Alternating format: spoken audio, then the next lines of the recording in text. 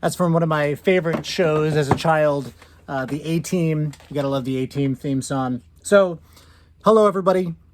This is Dr. Perrone again with another exciting, hopefully, book that you will enjoy. Today, the book is called The Day Jimmy's Boa Ate the Wash. This is another one of my favorites from childhood.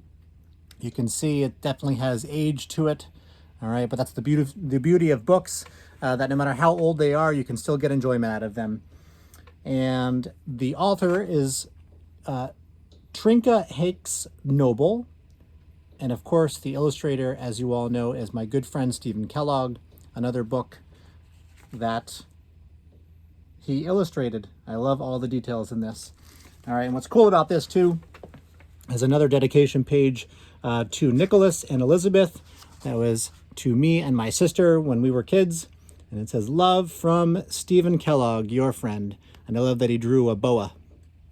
He makes animals look really cute, even if they're not very cute. Okay. The Day Jimmy's Boa Ate the Wash. The 12th Street School. Remember when we used to ride school buses and be in school? I do. All right. Here's that title page.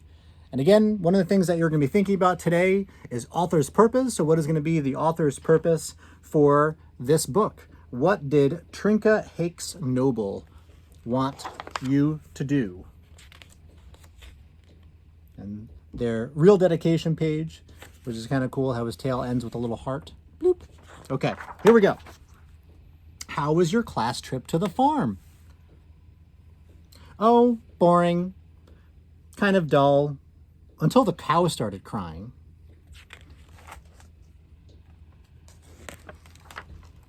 A cow crying?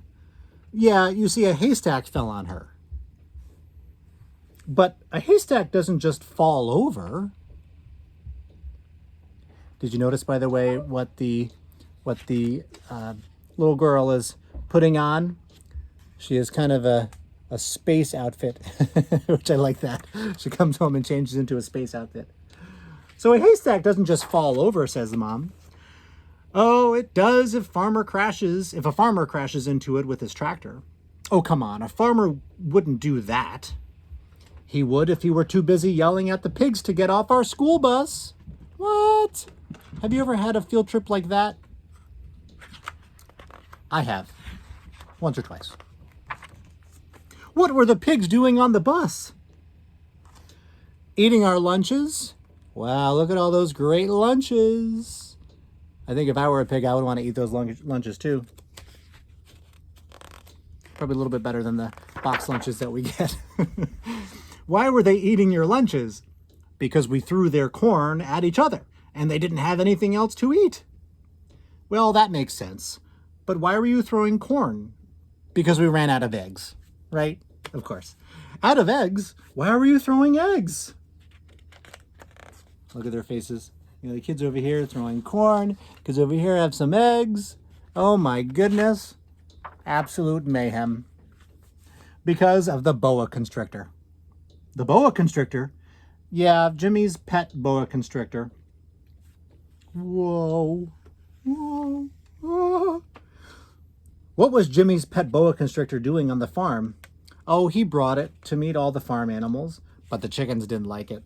I imagine they wouldn't. Look at all these crazy animals.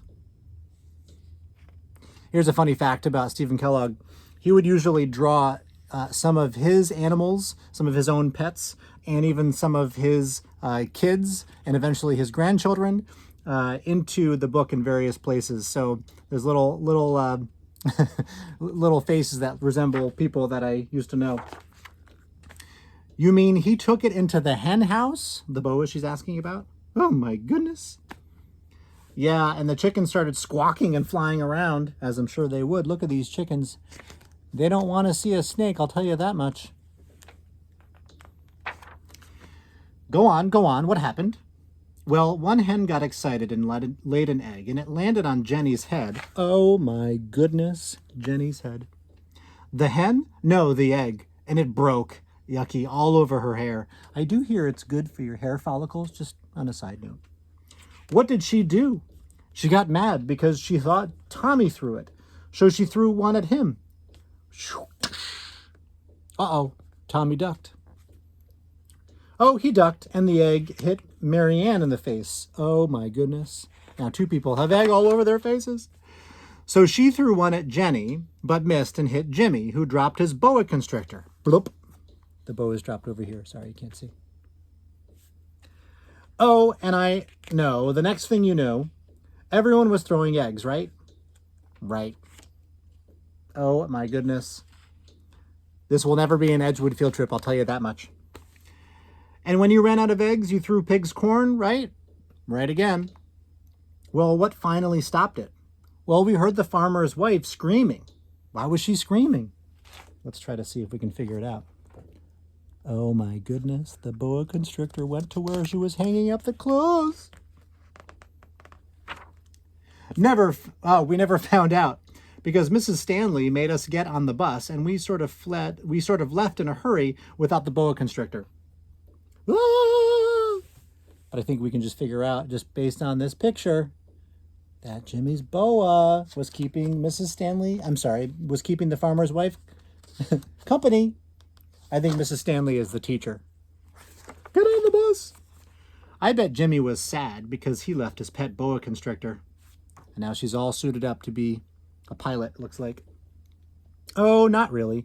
We left in such a hurry that one of the pigs didn't get off the bus. So now he's got a pet pig.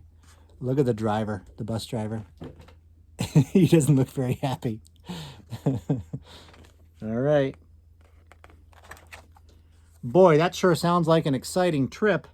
Yeah, I suppose, if you're the kind of kid who likes class trips to the farm. Kind of makes me think about Common Ground, though, and all the fun trips that we have there. But look at what she's doing. She and her friend Jimmy and his new pet pig, sorry, this page got torn, are riding a soapbox derby car down a hill. That does look pretty exciting. And I love this picture. To end it all off, we have the farmer and his wife, who seem like they've taken very kindly to Jimmy's boa. It looks like the farmer's wife is knitting the boa a very warm and very long sweater. Okay. And the last page, of course, is Jimmy's boa wearing the sweater. Very cute. And looks like even the chickens now like him. All right. So, if we're talking about author's purpose, we know so far that some of the author's purposes are to persuade, some is to inform, but what's another one that this book satisfies? Sometimes you just got to have fun. And so this author's purpose is just to entertain, because reading can just be for fun at times. And I would encourage you, even at times when people are telling you what to read, and you have assignments and book reports and all sorts of things that you have to do, always try to find time to read something that just makes you laugh and is just enjoyable. That's one of the most important things that you can do. All right, this is Dr. Perrone signing off. Make sure to grow a little more today and read something you enjoy. Take care.